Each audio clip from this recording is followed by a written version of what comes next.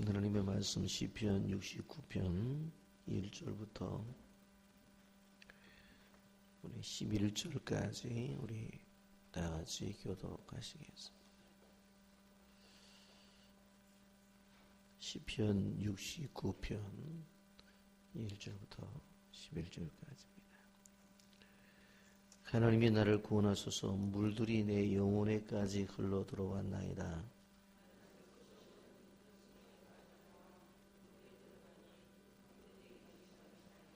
내가 부르짖음으로 피곤하여 나의 목이 마르며 나의 하나님을 바라서 나의 눈이 쇠하였나이다.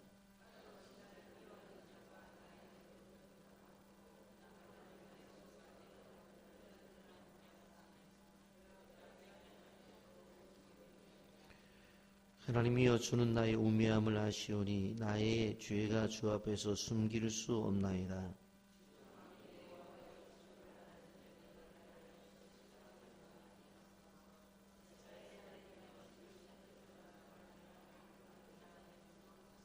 내가 주를 위하여 비방을 받았사오니 수치가 나의 얼굴에 덮였나이다.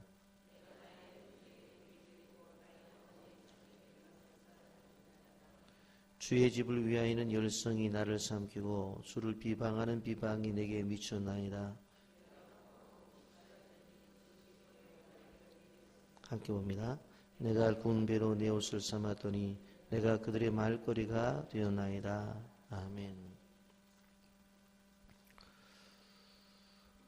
우리가 시편 69편의 말씀을 보면 다윗이 매우 힘들고 어려운 속에서 하나님을 찾고 있음을 볼 수가 있습니다. 본문의 내용 속에는 무엇 때문에 어려움을 당하는지에 대해서 자세하게 이야기하지 않지만 다윗의 인생 가운데 매우 힘든 과정을 지내고 있다. 그렇게 우리는 생각을 가지게 됩니다. 본문을 통해서 우리가 알 수 있는 한 가지는 의인도 분명히 고난을 당할 수 있다라고 하는 것입니다. 그런데 다윗은 이 고난을 당할 때에 하나님 앞에 나왔고 하나님 앞에 나와 자신이 당하는 고난을 그대로 내어놓고 하나님 앞에 자신의 상황을 그대로 아른다고 하는 것입니다. 그때에 하나님께서 고난 중에 건지셨다라고 하는 것입니다. 그러므로 우리가 시편 69편을 묵상하게 될 때에 그리스도의 고난과 죽음을 같이 생각해 봐야 된다라고 하는 것입니다. 한마디로 말해서 오늘 시편 69편은 깊은 수렁과 큰 파도와 같이 무섭게 닥쳐오는 시련 속에서도 절대로 절망하지 아니하고 기도하며 끝까지 하나님의 의를 믿으며 기쁘게 찬양하는 다윗의 성숙한 신앙인의 모습을 볼 수가 있습니다. 오늘 다윗은 자신의 처지를 깊은 수렁에서라고 이렇게 고백을 합니다. 1절과 2절의 말씀을 보면 하나님이여 나를 구원하소서. 물들이 내 영혼에까지 흘러 들어왔나이다. 나는 설 곳이 없는 깊은 수렁에 빠지며 깊은 물에 들어가니 큰 물이 내게 넘쳤나이다 라고 이렇게 고백을 하고 있습니다. 여러분, 우리가 1절과 2절의 고백을 보게 되어질 때에 요나가 물고기 뱃속에 들어갔을 때의 모습을 우리는 보게 됩니다. 요나서 2장 3절과 5절의 말씀을 보면 주께서 나를 깊음 속 바다 가운데에 던지셨으므로 큰 물이 나를 둘렀고 주의 파도와 큰 물결이 내 위에 넘쳤나이다. 물이 나를 영혼까지 둘러싸우며 깊음이 나를 에워싸고 바다풀이 내 머리를 감쌌나이다 라고 요나가 고백을 했습니다. 여러분, 하나님은 가끔 우리의 인생의 밑바닥까지 휘져서 놓으실 때가 있습니다. 정말 삶의 끈을 놓아버리고 싶을 만큼 절망적인 수렁 속으로 깊이 빠져 들어가 도무지 견딜 수 없는 상황까지 우리를 모실 때가 있다는 것입니다. 그런데 중요한 것은 그 칠흑 같은 깊음 속에서 바로 주님을 만난다고 하는 것입니다. 요나가 깊은 바닷속에 그리고 더 물고기 뱃속에서 주님을 만나 기도의 사람이 된 것처럼 우리가 인생의 가장 깊은 밑바닥 속에서 하나님을 만날 수 있다라고 하는 것입니다. 우리 영혼의 진정한 주님과의 사귐이 그 현장에서 일어난다고 하는 것입니다. 지금 다윗은 절망의 심연에서 부르짖다 목이 마르고 너무 울어서 눈까지 쇠했다고 고백을 하고 있습니다.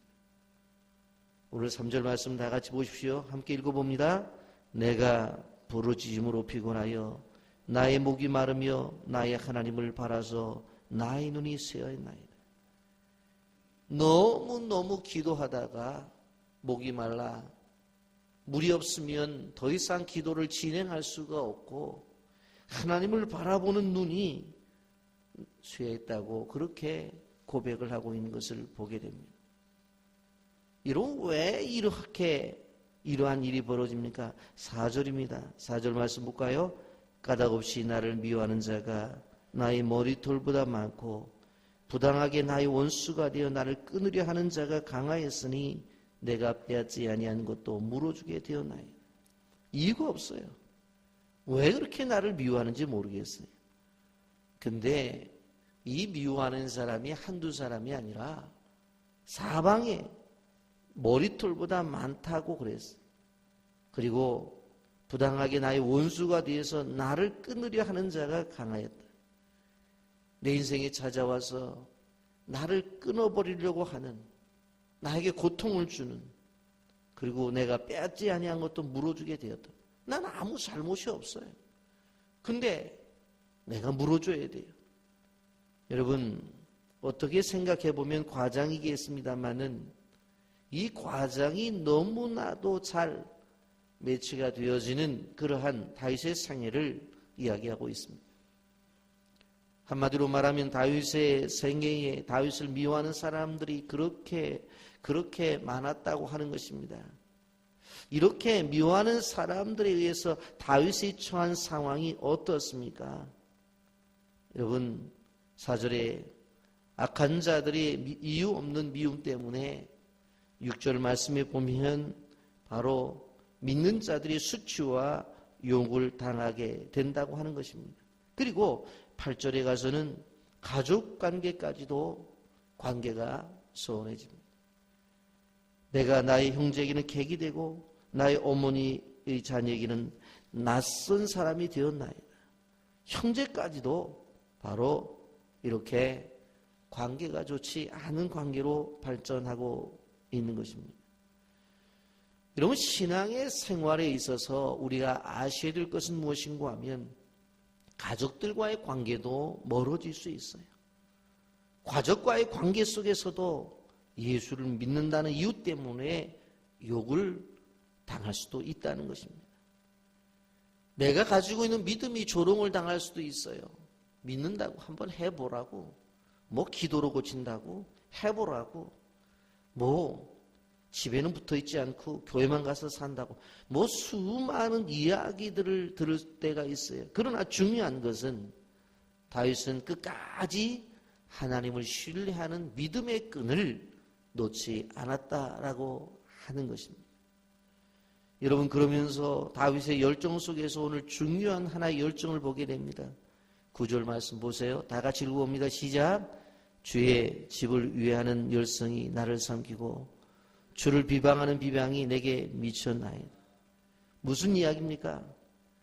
다윗이 주를 위해서, 주의 집을 위해서, 하나님의 성전을 위해서, 하나님의 교회를 위해서 열성을 가졌어요. 그래서 그러한 것들 때문에 수많은 사람들이 바로 자기를 괴롭게 하는 거예요. 다윗의 대단한 성전 사랑입니다. 여기에 보세요. 교회를 위해서 금식을 하는 것을 보게 됩니다.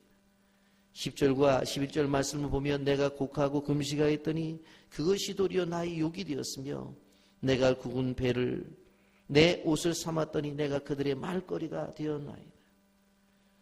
여러분, 교회를 위해서 금식을 했어요. 그랬더니 도리어 욕을 해요. 하나님의 교회를 위해서 베옷을 입었어요. 그랬더니 사람들이 말거리를, 그래서 이곳저곳에서 말을 해요. 뭐 저만 교회를 사랑하나 이런저런 소리를 하는 거예요.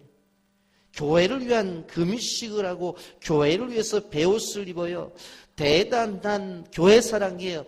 그런데 주변의 사람들이 그것 때문에 손가락질을 하고 원수들이 그것 때문에 비방을 하고 욕을 하고 말거리를 내는 것을 바라볼 수가 있습니다. 여러분, 다윗의 대단한 기도 생활인 것을 볼 수가 있습니다. 그러니 다윗의 마음이 얼마나 아팠겠는가 그런 것입니다. 그러나 그러한 와중 속에서도 다윗은 필사적으로 하나님을 붙들고 기도를 멈추지 아니했다고 하는 것을 우리는 알아야 됩니다. 여러분, 고린도후서 11장 23절부터 28절입니다. 그들이 그리스도의 일꾼이냐 정신없는 말을 하거니와 나는 더욱 그러하도다. 내가 수고를 넘치도록 하고 옥에 갇히기도 더 많이 하고 매도 수없이 맞고 여러 번 죽을 뻔하였으니 유대인들에게 40에서 하나 가만 매를 5번 맞았으며 3번 대장으로 맞고 1번 돌로 맞고 3번 파손하고 일주일을 깊은 바다에 지냈으며 여러 번 여행하면서 강의 위험과 강도 위험과 동족의 위험과 이방인의 위험과 신의 위험과 광야 위험과 바다 위험과 거짓 형제 중에 위험을 당하고 또 수고하며 애쓰고 여러 번 자지 못하고 줄이며 목마르고 여러 번 굵고 춥고 헐벗었노라. 이외에 이런 고사하고 아직도 날마다 내 속에 눌리는 일이 있으니 곧 모든 교회를 위하여 염려하는 것이라. 따라서 하십시오. 모든 교회를 위하여 염려하는 것이라. 사도 바울이 자신의 삶 속에서 특별히 사역의 현장 속에서 경험하는 것을 이야기해요. 옥에 갇히기도 했다고 그랬어요. 매도 수없이 맞았다고 그랬어요. 유대인들에게 40에 하나 가만 매를 맞았다고 그랬어요. 3번 태장으로 맞고 돌로 맞고 파선을 당했고 깊은 바다에 지냈다고 그랬어요. 강의 위험과 강도의 위험과 동족의 위험, 이방인의 위험, 신의 위험, 광야 위험과 바다 위험과 거짓 형제 중에 위험을 당했다고 그랬어요. 자지 못했다고 그랬어요. 줄였다고 그랬어요. 목말랐다고 그랬어요. 굶고 춥고 헐벗었다고 그랬어요. 이것을 다 내어놓을 만한 것이잖아요. 그런데 이런 것보다 더 중요한 것이 무엇인가 하면 자기 마음속에 눌리는 일, 그것이 뭐예요? 교회를 위한 염려라는 거예요. 우리의 육신적으로 당하는 고통과 아픔이 있지만 그 무엇보다도 누구한테 보여지진 않지만 누구한테 나타나지 않지만 내 마음속 깊은 곳에서 염려하는 교회를 향한 염려가 이렇게 먹지 못하고 자지 못하고 두드려 맞는 것보다도 더 하나님 앞에 귀한 것이라고 하는 거예요. 정작 자신의 인생을 살면서 고난당한 것은 중요하지 않다고 말합니다. 오히려 사도 바울의 마음을 붙잡고 있는 것은 교회를 향한 염려예요. 자신의 형편이나 자신의 처자보다도 교회를 향한 걱정이 앞섰다고 하는 거예요. 여러분, 우리는 사도 바울의 모습을 보면서 우리를 바라봅니다. 늘 자신의 문제로 붙잡혀 있는 내가 하나님의 나라와 하나님의 교회를 생각하는 것보다도 나라고 하는 존재, 나를 중심으로 한 가족을 넘어가지 못하는 그 나 자신을 우리는 바라보는 거예요. 우리가 믿음의 생활을 한다고 한다면 공동체를 생각해야 되고 하나님의 교회를 생각하면서 나가야 되는 거예요. 그래야지만 하나님께서 우리가 이 마지막 시대에 그런 성도를 들어쓰시고 그런 성도들이 있는 교회를 들어쓰시고 그런 공동체를 세워 나가는 것입니다. 13절과 14절을 보면 여호와여 나를 반기는 때에 내가 주께 기도하오니 하나님의 많은 인자로 구원의 진리를 내게 응답하소서. 나를 수렁에서 건지사 빠지지 말게 하시고 나를 미워하는 자에게서 깊은 물에서 건지소서. 넘어가서 17절입니다. 주의 얼굴을 주의 종에게 숨기지 마소서. 내가 환난 중에 있사오니 속히 내게 응답하소서. 여러분, 기도를 하게 되어질 때 어떤 사인이 없으면 기도가 무익한 것 같은 느낌이 들 때가 있습니다. 기도가 약한 것 같이 느껴질 때가 있습니다. 기도를 해도 되지 않는다는 생각을 가질 때가 있습니다. 그러나 기억해야 될 것은 모든 일들은 기도 가운데 이루어진다고 하는 것입니다. 여러분, 시편 69편에 저지가 내 저지와 같다고 생각한다면 그 고난 중에 우리가 해야 될 것은 바로 기도입니다. 다윗은 수많은 고난 앞에서 그가 할 수 있었던 최선의 방법과 최고의 방법이 뭐라고 말을 해요? 13절입니다. 내가 주께 기도하오니. 내가 주께 기도하오니. 하나님이여 많은 인자와 구원의 진리로 내게 응답하소서. 여러분, 앞뒤 좌우 다 막힌 것 같습니까? 사람들에게 내가 조롱거리가 되었습니까? 내가 할 수 없는 것이 아무것도 없다고 생각이 되어집니까? 그러나 만일 당신이 기도할 수만 있다면 모든 것을 할 수 있는 능력자라는 사실을 기억하시기를 바랍니다. 우리는 스스로 그 고난과 환난의 수렁 속에서 벗어날 수가 없습니다. 하나님이 구원해 주셔야 구원받을 수 있습니다. 하나님이 건져 주셔야 건짐을 받을 수가 있습니까? 하나님이 누구십니까? 바로 우리를 건져 주시는 분입니다. 그래서 하나님이여 나는 주께 기도한다고 고백하고 있습니다. 그러면서 오늘 성경을 보면 기도하며 하나님께 영광을 돌립니다. 기도는 찬송이 함께 가야 됩니다.